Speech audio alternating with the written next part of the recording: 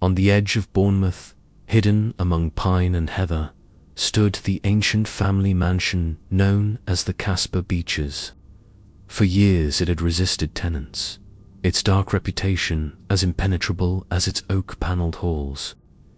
Into this mansion's silent gloom came Sir Eldred Mansfield, the sole remaining heir of a line whose last 3 occupants had all died in bed at exactly 10 minutes past 2 in the morning, each from unexplained asphyxiation.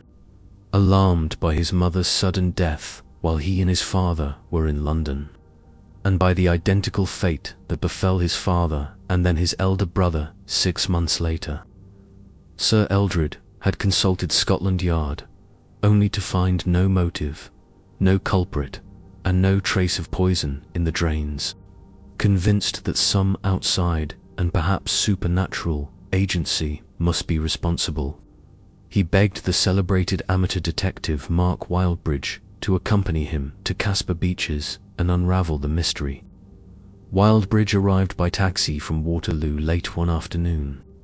The mansion rose before him, its galleries reaching off into shadow. A faint perfume of pine and loam drifted on the dusk air.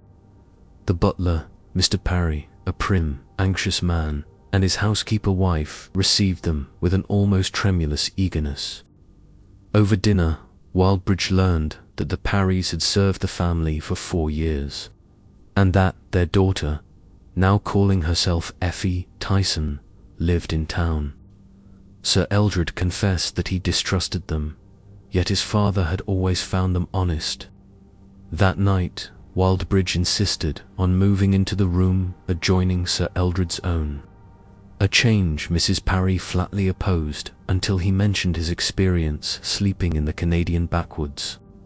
Once the household retired, Wildbridge lowered himself out a window on a rope, crept beneath the moonlit pines, and patrolled the perimeter. He was startled to see 2 figures, a black man and a young woman in a cloak, slip past him and head down the driveway toward town. The next night, he revisited the spot at the same hour and followed them to a house on Holdenhurst Road. Next morning, he wired his friend Vane to meet him on the pier at 7. Meanwhile, Wildbridge inspected the very rooms where the 3 deaths had occurred. Doors had been locked from within, windows fastened, nothing disturbed.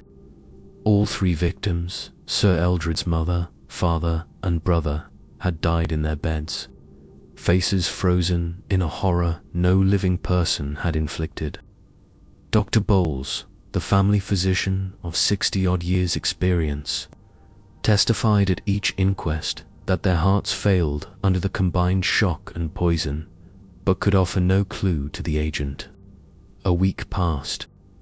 Vane's letter revealed the prowlers to be Effie Parry and George Tyson, actually Henry Mansfield, Sir Thomas's half-caste nephew from Borneo. Craddock, an expert in Eastern poisons, reported that only one gas matched the effects, a green-emitting substance used by Bornean tribes to invoke the spirit Alaku. When burned at precisely 2 a.m. in a sealed room, it produced hallucinatory terror and fatal fumes, exactly what had killed Sir Eldred's relatives.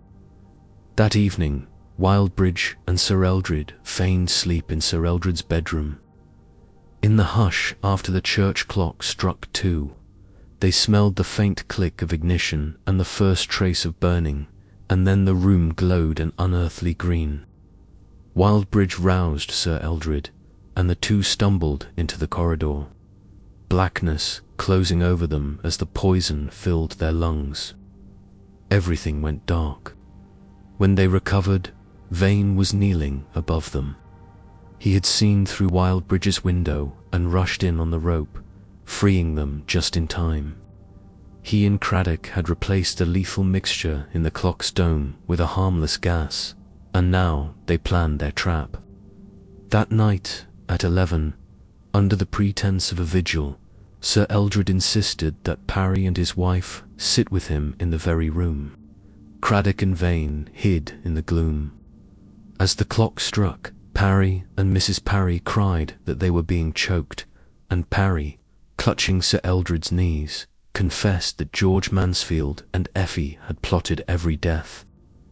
George had discovered that the mansion's antique mantel clock, a dome concealing a Cupid automaton, could be rigged to eject a brazier of the green-emitting herbal compound at exactly 2 a.m., provided the room was sealed from outside air.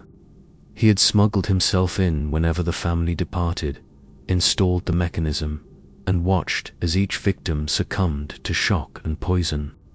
Vane produced the CID officers and declared the plot foiled.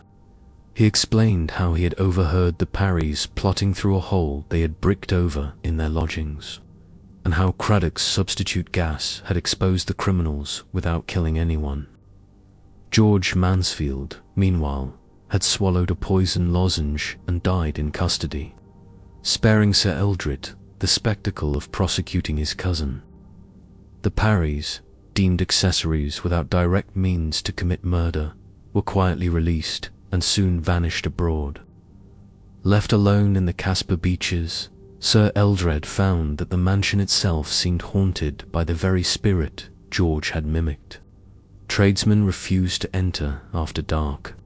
Servants would stay but a night or two before fleeing in terror.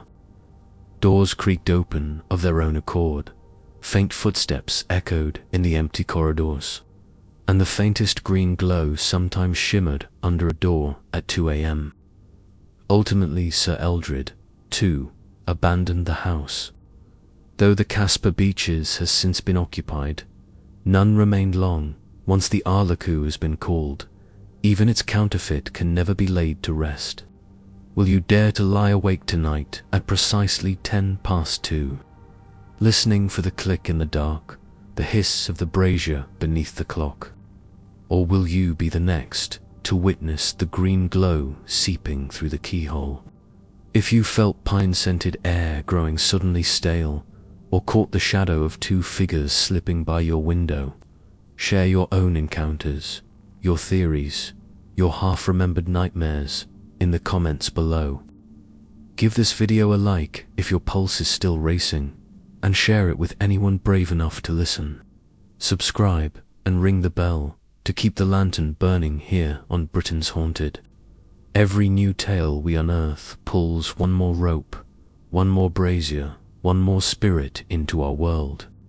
You'll want all the light you can steal for what's coming next. Remember, the Caspar Beeches may be empty now, but green vapor and vengeful whispers linger in its halls. When the clock strikes 2 tonight, look again at the mantel and pray you see only Cupid. Sleep if you can.